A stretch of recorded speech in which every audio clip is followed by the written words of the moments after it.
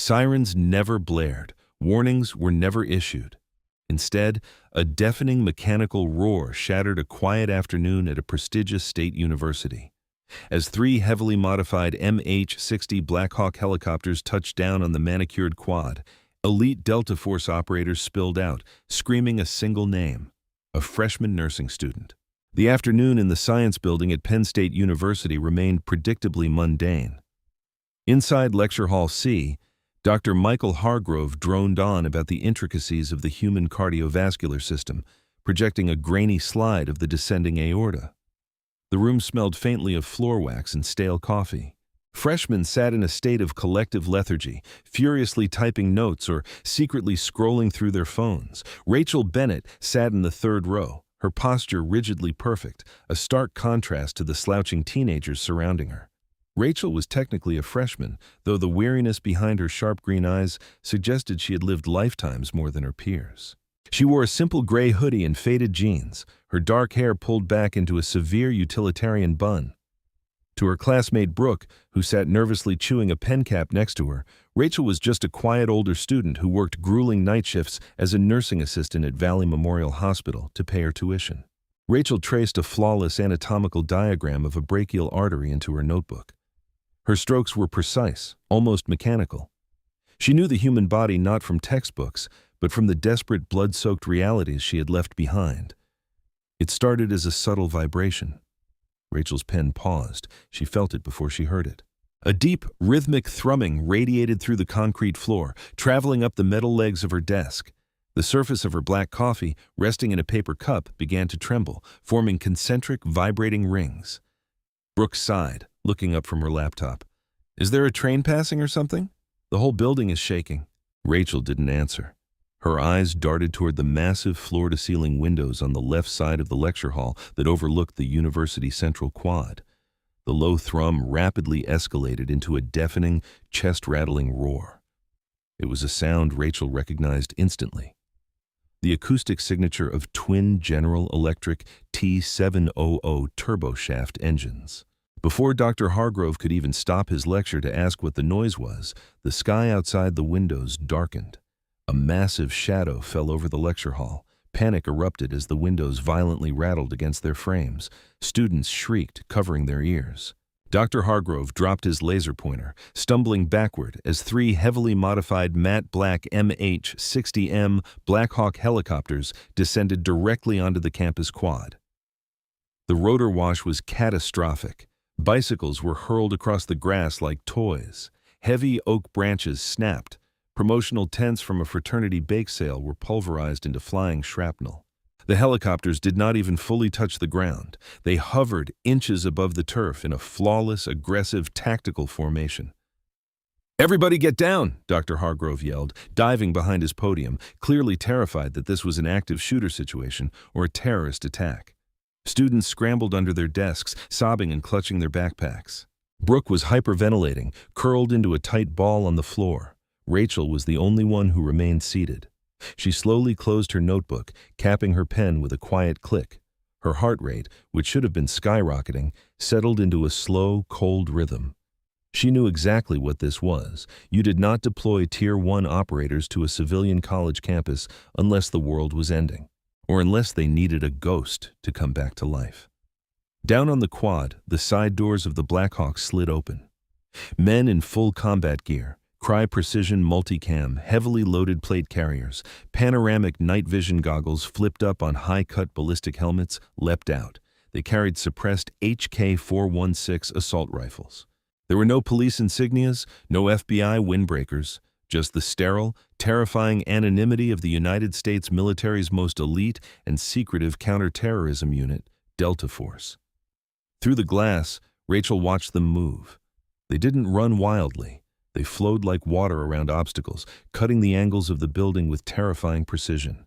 4 operators breached the heavy glass doors of the science building.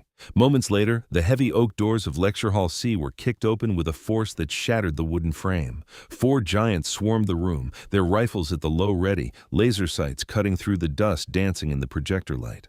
The students screamed, pressing themselves flat against the linoleum. "Secure the perimeter," one of them barked, his voice heavily distorted by a tactical comms headset. He stood at the front of the room, his eyes scanning the terrified faces of the freshmen. He raised his voice over the chaotic sobbing of the students and the distant roar of the idling helicopters outside. "Rachel Bennett," the operator commanded. Silence fell over the room, broken only by the sound of weeping. Brooke, trembling under the desk, looked up at Rachel in sheer terror. "Rachel Bennett," the operator repeated, his gaze locking onto the third row. "Stand up and step into the aisle now." Rachel let out a slow, measured breath. She slung her worn canvas backpack over her shoulder and stood up. The entire lecture hall stared at her in stunned, horrified disbelief.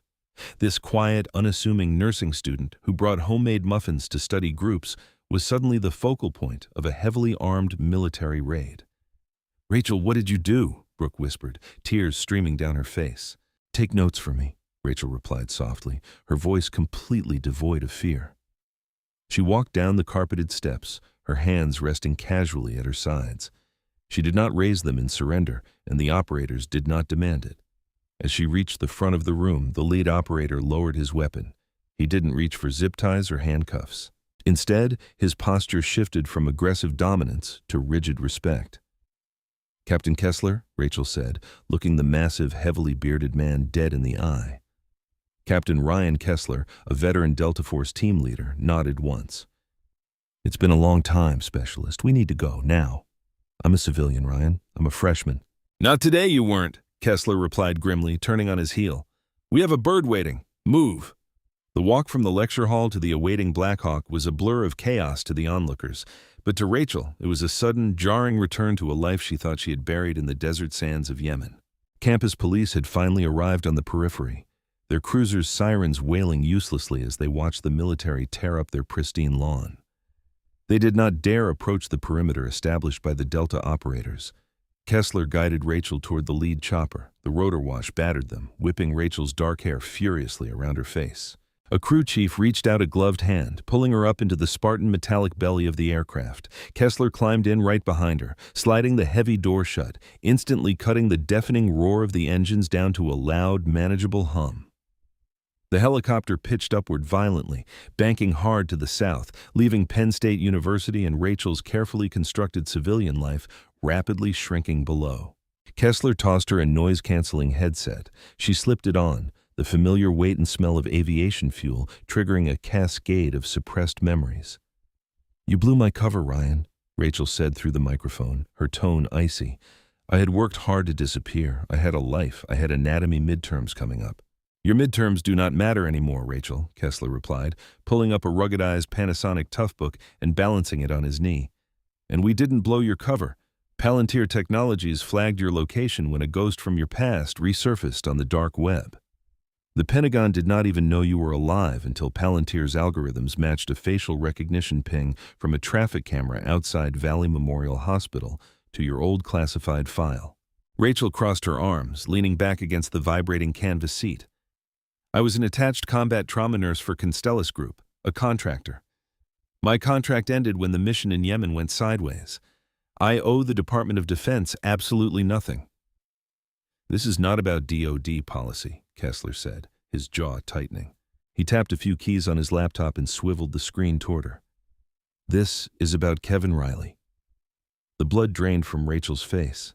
On the screen was a high-resolution classified image of a man in his late 30s lying in a sterile, reinforced medical containment unit. His skin was mottled with horrific dark purple veins, and his eyes were completely bloodshot. He was heavily intubated, hooked up to a dozen monitors that were flashing chaotic, unstable vitals.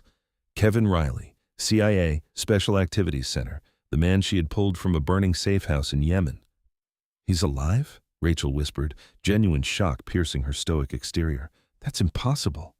"He was exposed to Project Chimera. The nerve agent should have destroyed his central nervous system." "He survived," Kessler said darkly, "because of what you did. The incident report from Constellus said you administered standard atropine and palliative care before he was medevaced, but the CIA medical examiners who took custody of him realized that was a lie. You did not give him standard care, Rachel. You synthesized something in the field, an off-book, unauthorized biological cocktail." Rachel looked out the window at the rolling green hills of Pennsylvania passing by in a blur. Her mind raced back to the suffocating heat of that makeshift clinic in Yemen. Riley had been seizing, coughing up black blood. Standard protocols had failed. Out of sheer desperation, Rachel had utilized a highly classified experimental peptide chain she had stolen from a rogue bioweapons lab they had raided weeks prior. Mixing it with Riley's own synthesized adrenaline, she had saved his life, but altered his cellular structure in the process. Fearing the U.S. government would dissect Riley to weaponize the cure, she wiped her medical logs, reported him as terminal, and vanished into civilian life. "I did what I had to do to keep a good man breathing," Rachel said defensively. "If I had logged that formula, DARPA would have turned it into a weapon." "Well, congratulations on your morals," Kessler snapped, closing the laptop, "because now it is a nightmare." Riley has been kept in a medically induced coma at a black site beneath the Mount Weather Emergency Operations Center in Virginia. His blood did not just neutralize the Chimera agent, it adapted to it. It evolved. He is now carrying a highly contagious mutated variant of the pathogen in his bloodstream, perfectly contained by whatever cocktail you shot into him. Rachel's medical training kicked in, her mind calculating the horrific biological implications. If his blood is exposed to oxygen, if the stabilizing agent I created degrades, the pathogen goes airborne, Kessler finished for her. And it will not just kill the infected, it will rewrite their nervous systems in minutes, a complete mortality rate. "So keep him in isolation," Rachel argued. "Why drag me out of a lecture hall?" Kessler leaned forward, his expression grim. "Because Mount Weather was breached. A heavily armed rogue element belonging to Academy, former Blackwater contractors turned mercenaries, infiltrated the bunker. They cut the hard lines, slaughtered the external security detail, and seized the medical wing. They have Kevin Riley." Rachel felt a cold pit open in her stomach. "Academy? Why would a private military company want a walking biological weapon? Because the highest bidder in the world wants his blood," Kessler said. "They are not trying to cure anything. They are trying to harvest the Chimera mutation from his veins. But there is a problem. When the Academy operatives tried to move him, Riley's vitals crashed. The stabilizing agent in his system is failing. If he dies, his cells rupture and the pathogen releases into the atmosphere, wiping out the entire eastern seaboard." Kessler reached into a secure lockbox under his seat and pulled out a heavy biometric steel briefcase. He placed it on Rachel's lap. "The CIA's top virologists have spent time trying to reverse engineer what you gave him, and they failed," Kessler said, his voice dropping to a desperate whisper. "The Academy mercenaries realize they cannot move him without killing him. And if they kill him, they die too. We have a standoff.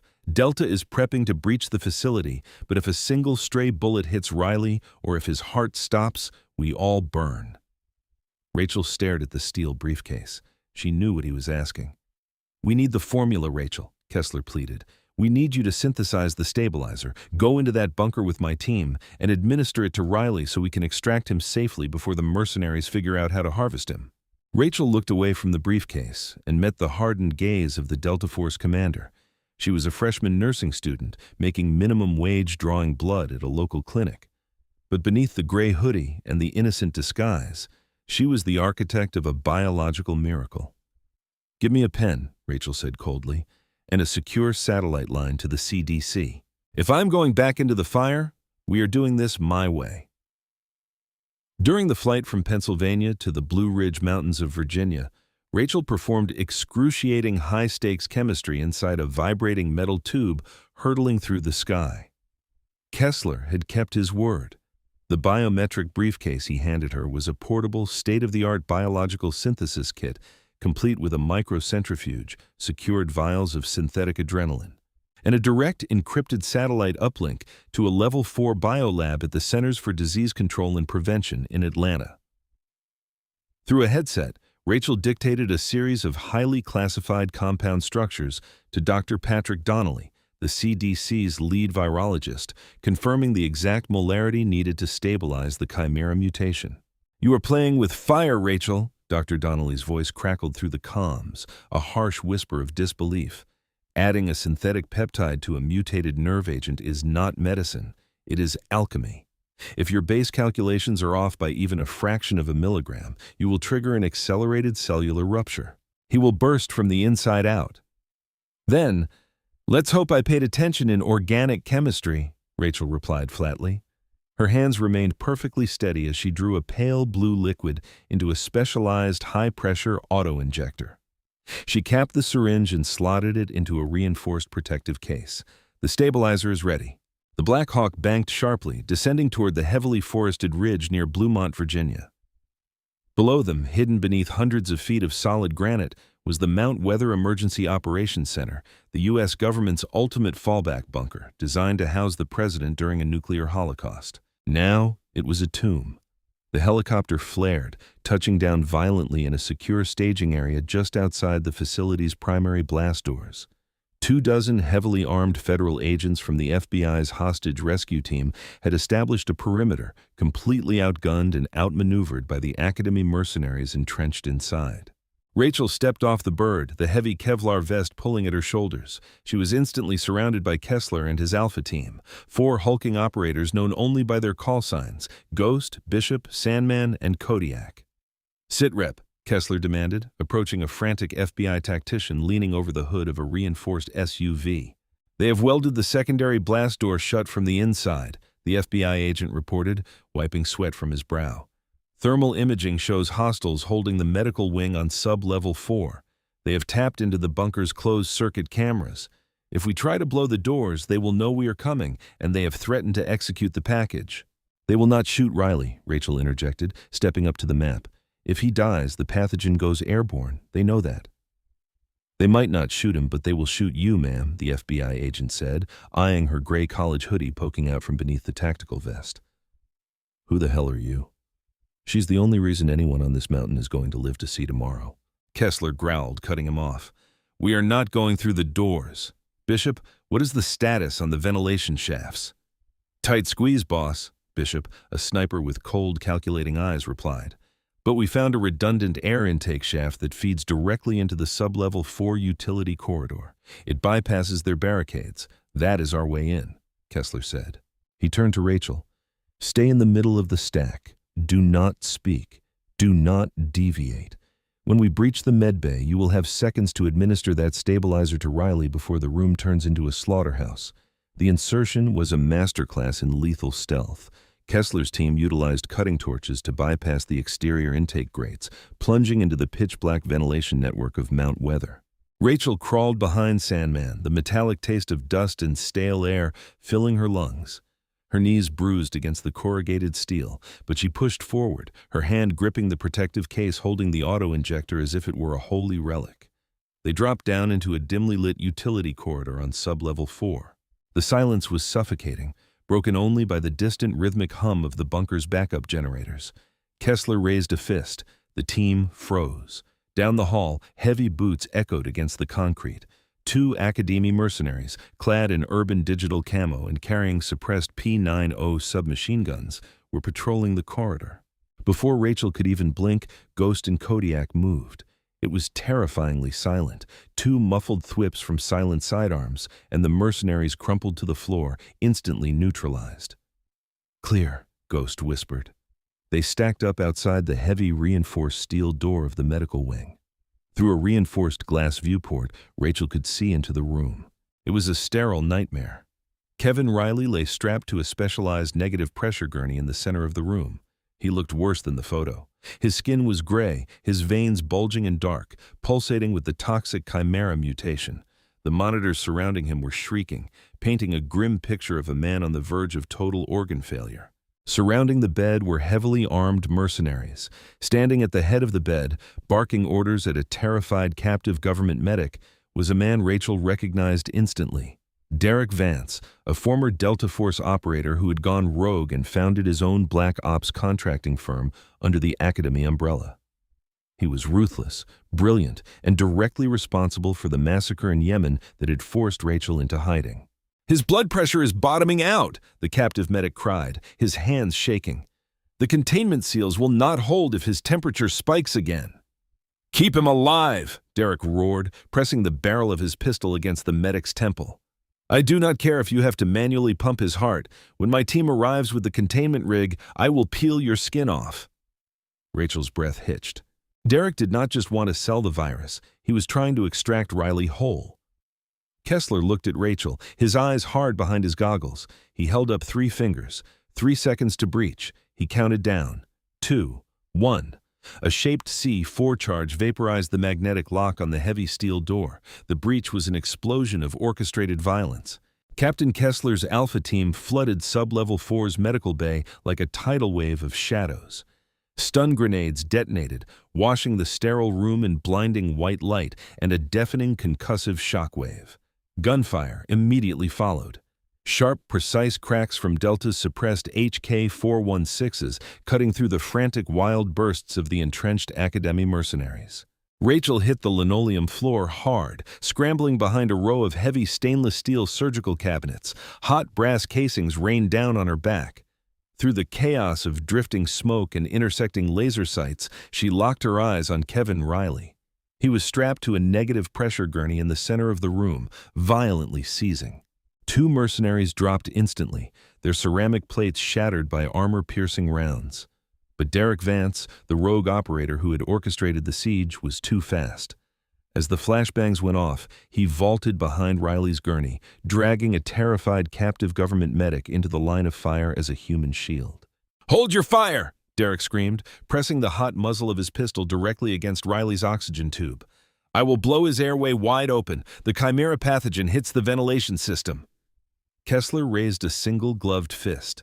The Delta operators froze instantly, their rifles trained flawlessly on Derek's head. The sudden silence in the room was suffocating, broken only by the shrieking medical monitors.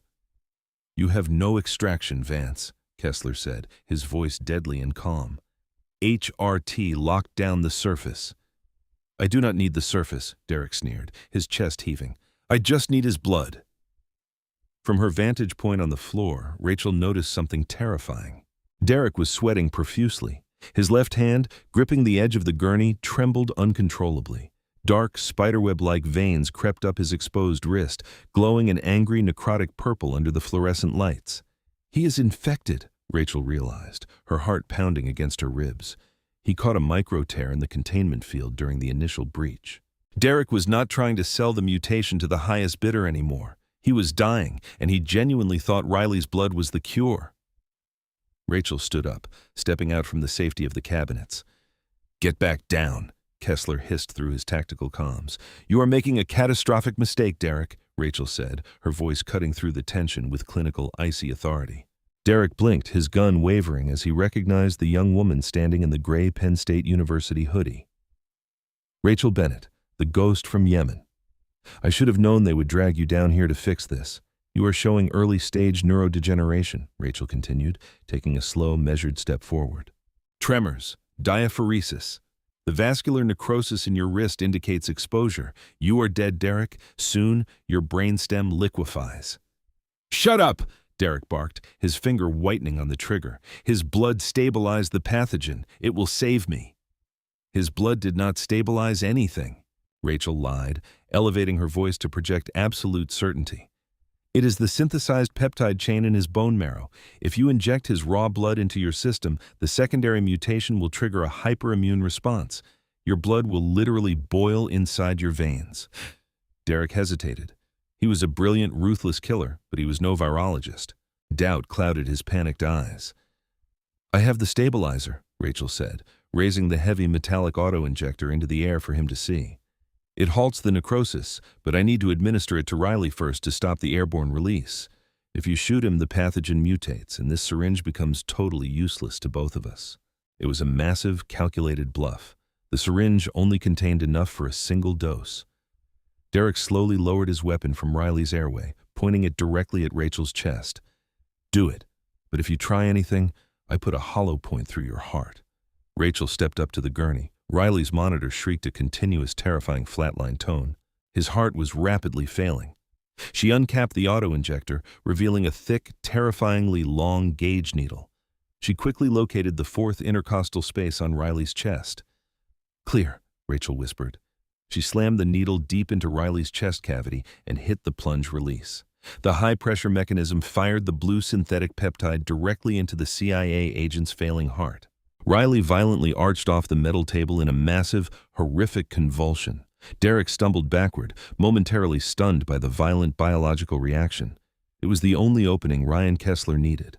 Kessler lunged forward, driving the heavy stock of his rifle into Derek's jaw with bone-crushing force. Derek collapsed instantly, his weapon skittering across the floor. Ghost and Kodiak swarmed him, violently pinning the mercenary to the tiles and securing his wrists with heavy zip ties. Rachel ignored the brutal takedown, her eyes locked entirely on Riley's monitors. For agonizing seconds, the flatline tone continued, then a blip, beep, then another. The chaotic alarms neutralized into a steady rhythmic cadence. The dark necrotic purple in Riley's veins visibly began to recede. Kessler turned to Rachel, his hardened, blood-spattered expression softening into pure awe. Biological threat neutralized. You did it, Specialist. Later, the campus quad was fully repaired. Rachel sat quietly in the campus library, studying a worn copy of Gray's Anatomy. A man in an impeccably tailored charcoal suit approached, slipping a heavy Department of Defense business card onto her book. Director Stephen Walsh, Advanced Research Projects Agency. We are spinning up a Tier 1 medical division, Walsh murmured, leaning in close. Unlimited funding, Rachel. You could save thousands. Rachel looked out the window at the laughing, oblivious students tossing a frisbee on the lawn. She slid the card back across the table. I have a midterm on the cardiovascular system coming up, Director, and a shift at Valley Memorial Hospital. I think I will stick to the curriculum. Walsh nodded respectfully and walked away. Rachel picked up her pen, perfectly content to remain just a freshman. What happens when a seemingly ordinary nursing student is forced to confront rogue mercenaries and a ticking biological time bomb? Rachel proved that true heroes do not always wear uniforms. Sometimes they wear gray college hoodies. Sometimes life does not ask us whether we are ready. It simply places a moment in front of us and asks who we truly are. Rachel Bennett wanted nothing more than an ordinary life, a classroom, a textbook, a quiet future built one honest shift at a time. But when the past came roaring back, she did not hide behind fear or bitterness. She stepped forward, not because she wanted glory, but because people needed her. And that is the lesson this story leaves in our hearts. Real courage is not the absence of fear. It is choosing compassion, duty, and integrity even when fear is screaming the loudest. We may never face helicopters, mercenaries, or a world-ending crisis, but each of us will face moments when doing the right thing costs us comfort. In those moments, character matters more than recognition. The world often overlooks quiet heroes, the nurses, students, parents, friends, and strangers who carry invisible battles and still choose to help. Rachel reminds us that greatness is not defined by a uniform, a title, or applause. Sometimes it wears a gray hoodie and simply refuses to let others fall. If this story moved you, share in the comments. What does true courage mean to you? And don't forget to subscribe for more powerful stories that touch the heart and inspire the soul.